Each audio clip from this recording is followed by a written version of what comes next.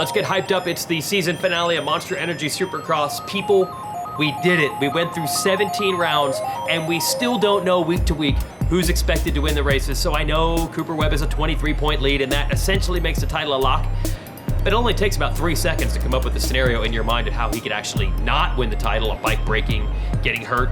But even beyond that, even if he does wrap up the title, nobody knows who's gonna win these races week in and week out. Last year's race was phenomenal. And we have the Dave Coombs East-West Showdown. 2 titles on the line in the 250 class. The points leads are a little big, but with both classes stacked together and some inexperienced riders, it takes about 1 second to come up with a scenario how those titles could get screwed up. So let's talk to some riders and see some riding from today.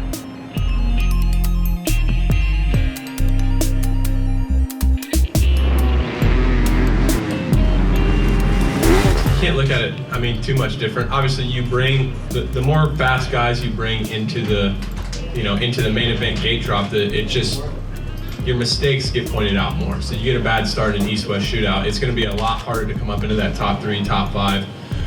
So it gives you a potential to lose a lot of points. And I think what's worked well for me in the past with these East-West shootouts is just bringing an offensive mentality into the race, and just basically that mentality of I really want to prove myself. I really want to be the best guy, and just doing my best. And I just feel like I really lock in under the pressure. So perfect time to do it again here in Vegas. Like I said, 8 points it's a big gap. Everything can happen, and this is my dream to be American Championship, and I will do everything I can for it tomorrow night for sure. It's been a good building year, and to find myself in this position was kind of not expected of myself, but we're here now, and it's a bummer what happened to Austin. He looked to have it wrapped up, but one mistake and things just changed quick. That's all there is to say about that. And we're gonna go out and get a good start and see where we're at, and just ride our own race and try to do the best that we can, not really focus on the championship.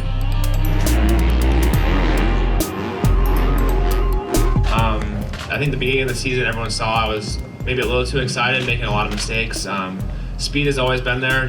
I really felt like I wasn't riding to my full potential at the beginning of the season, and just wasn't putting myself in good positions to win. Austin would get out front, and I was just trying to get through people and trying to get to him, but unfortunately never got to race him when I felt like I was at my best. And Nashville, I felt really good, like I said, and then New Jersey last weekend, I felt super good on the bike, and been making a lot of progress and just getting better. I think this is my only second season racing Supercross, and I just keep getting better. Like Justin said, every race I go out there, I feel like I improve, and looking forward to this Las Vegas finale tomorrow. I'm only 19 years old, and to be in this position this early, I didn't honestly really expect it this year. I wanted to just get some race wins and get that under my belt, but you can't take these opportunities. You gotta take them as they come and go for it. So I'm looking forward to tomorrow, and it's gonna be a good race. Okay, so here's something to think about. Those slight points leads that Adam Cianciarulo and Chase Sexton have, remember there's double the talent in the East-West field tonight. And AC mentioned that where you really notice the talent is if you get a bad start or make a mistake when you're in an East-West situation. It's a lot harder to come back through and get a top 5. And that's exactly what Cianciarulo needs to do. He needs to finish 5th. If Dylan Ferrandis wins, a Ferrandis win is not a long shot. It's absolutely possible. Now, it maybe is a little easier for Sexton because Justin Cooper has still not even won a single race yet. So to imagine he's gonna come out and do it in the East-West, tough, but doable. Sexton needs to finish 6th or better if that happens. Bottom line, if somebody goes down in the first turn with a red number plate, it's gonna get crazy in a hurry. The history of me coming to Vegas, I've actually always raced pretty good here, and I think racing back in Germany and my track, it's really hard packed too, so it definitely suits me. So it's just good vibes coming in here. So we have one more try tomorrow to make it on to the very top. Just racing towards the front is motivating and always exciting, and I think, obviously the first win was a huge confidence thing for me, and once that happened, I felt like I belonged up here, and did everything I could every weekend to make it happen. Are there nights where you surprised yourself when the main event's over, the finish that you were able to get where you might have been 4 or 5 hours earlier?